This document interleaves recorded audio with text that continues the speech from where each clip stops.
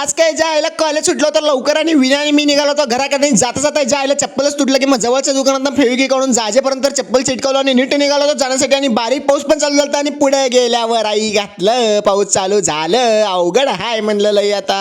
जायला सापसूप पाऊस मारायला तर जोरात आणि काकाचं गाडी बंद पडलं होतं. असल्या पावसात गाडी बिडी बंद पडून नाही तर लय अवघड असतं. कोण येत नसतं मदतीला आणि पाऊस काय बंद होईच झालं. आणि असल्या पावसात पण बघा डिलिव्हरी करायला जाते आणि काही जणांना थोडं जेवण थंड झालं तर आवडत नाही. असल्या लोकांच्या आईची डांग म्हणून नीट आला. पाऊस बारीक झाल्यावरती जवळच्या वडापावच्या गाडीपाशी आणि तिथं येऊन गरम वडापाव घेतला आणि देत दिला. रिबीट पद्धतशीर रिबीट द्या झाल्यावरती विना म्हणला की स्टिंग पितो का म्हणलं. आता घेतो तर घे पैसे तर तूच देणार.